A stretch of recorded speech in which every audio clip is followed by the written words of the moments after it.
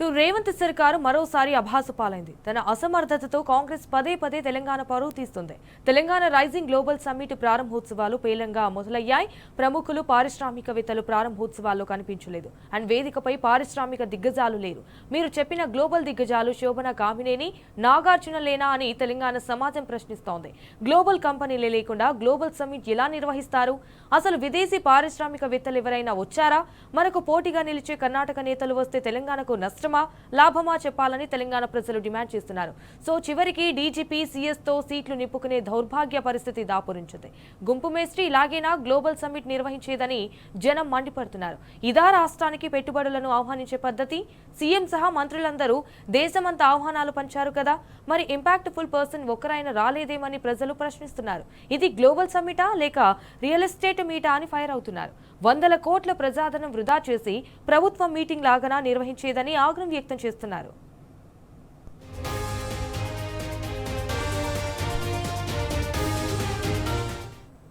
Right, ఇదే విషయానికి సంబంధించి మరిన్ని డీటెయిల్స్ మా ప్రతినిధి సూరజ్ ఫోన్ ద్వారా అందిస్తారు. రైట్ సూరజ్, చెప్పండి, గ్లోబల్ సమ్మిట్ కి సంబంధించిన అప్డేట్స్ ఏంటి? సంజన, పారిశ్రామిక దిగ్గజాలు లేక ఇవాళ జరుగుతున్న ఈ గ్లోబల్ సమ్మిట్ అబాస్ పాలైందని చెప్పాల్సి ఉంటుంది. అసమర్థ ప్రభుత్వంగా మరొకసారి కాంగ్రెస్ ఇవాళ వివాదాలకు ఆలవాలంగా మారిందని చెప్పాల్సి ఉంటుంది. తెలంగాణ రైజింగ్ గ్లోబల్ సమ్మిట్ ప్రారంభోత్సవాలు పేలవంగా సాగాయని చెప్పేసి అభిప్రాయాలు వ్యక్తమవుతున్నాయి. శోభన కామినేని, నాగార్జునాలు మాత్రం మినహా అసలు పారిశ్రామిక దిగ్గజాలు ఎక్కడ కూడా స్టేజ్ పైన దర్శనమివ్వకపోవడంతో ఇది కొంత వివాదంగా మారిందని చెప్పాల్సి ఉంటుంది. గ్లోబల్ కంపెనీలే కాకుండా గ్లోబల్ కంపెనీ లేకుండా గ్లోబల్ సమ్మిట్ జరుగుతుందని చెప్పేసి కూడా విమర్శలు తలెత్తున్న పరిస్థితి కనిపిస్తుంది. విదేశీ పారిశ్రామికవేత్తలు ఎవరు కూడా చర్చనీయాంశంగా మారిందని చెప్పాల్సి ఉంటుంది. అయితే మనకు పోటీగా నిలిచే కర్ణాటక నేతలు వస్తే తెలంగాణకు నష్టమా లాభమా అన్న కోణంలో కూడా ఒక చర్చ జరుగుతుంది. ఆఖరికి స్టేజ్ పైన చూస్తే కనుక డీజీపీ సీఎస్ లతో సీట్లు నిండినట్టుగా పరిస్థితి చాలా స్పష్టంగా కనిపిస్తుంది. ఇదేనా గ్లోబల్ సమ్మిట్ ను నిర్వహించే పద్ధతి అని చెప్పేసి కూడా ఒక విమర్శ అయితే చాలా స్పష్టంగా కనిపిస్తుంది. రాష్ట్రానికి పెట్టుబడులు ఆహ్వానించే పద్ధతి ఇది కాదేమో అన్న అభిప్రాయాలు కూడా వ్యక్తమవుతున్నట్లు మనకు అందులో సమాచారం పడుతుంది. పారిశ్రామికవేత్తలు కూడా ఒక రకమైన అభిప్రాయం వ్యక్తమవుతుంది. ఇక్కడ ఒక్క ఇన్ఫ్లుయెన్స్ ఉన్న పర్సన్ లేకపోవడము చర్చనీయాంశంగా మారిందని చెప్పాల్సి ఉంటుంది. ఇది గ్లోబల్ సమ్మిటా లేక రియల్ ఎస్టేట్ సమ్మిటా అన్న ప్రశ్నలు తలెత్తున్నాయని చెప్పేసి కూడా ఒక చర్చ సాగుతుంది. వందల కోట్ల ప్రజాధనం వృధా చేసి ప్రభుత్వం ఈ పద్ధతిలో మీటింగ్ నిర్వహించడం సరికాదనే అభిప్రాయాలు వ్యక్తం అవుతున్నాయి. ఇక 2 రోజుల కోసం 100 కోట్ల రూపాయలు దాదాపుగా ఖర్చు పెట్టారు.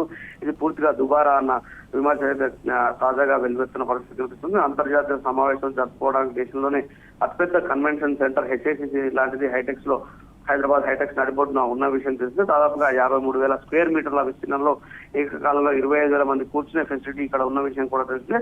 పెద్ద సమావేశాలు జరపాలంటే దేశంలోని అన్ని సంస్థలు కూడా హైదరాబాద్ వైపు చూసే పరిస్థితి ఉన్నా కానీ కాంగ్రెస్ ప్రభుత్వం ఇట్లా వందలాది కోట్ల రూపాయలు ఖర్చు పెట్టి ఫోర్త్ సిటీలో పెద్ద డేరాలు వేసి ఈ గ్లోబల్ సమ్మిట్ నిర్వహించడం వివాదాలకు సాగిస్తుందని చెప్పేసి కూడా అభిప్రాయాలు వ్యక్తం అవుతున్నాయి. ముఖ్యమంత్రి గ్లోబల్ సమ్మిట్ పేరు మీద జరుగుతున్న ఈ తతంగానికి దాదాపుగా 40 కిలోమీటర్ల దూరాన ఎట్లాంటి వసతులు లేని దగ్గర కోట్లాది రూపాయలు ఖర్చు పెట్టారని చెప్పేసి కూడా ఒక విమర్శ అయితే చాలా స్పష్టంగా అనిపిస్తుంది. సరిగ్గా 48 గంటల తర్వాత ఇక్కడ కనీసం మళ్ళీ చూస్తే కనుక ఆనవాళ్ళు కూడా కనిపించిన పరిస్థితిలో ఇన్ని కోట్లు ఖర్చు పెట్టి ఇంత పెద్ద ఏర్పాటు చేసే బదులు హెచ్ఐసిసి లాంటి చోట్ల ఈ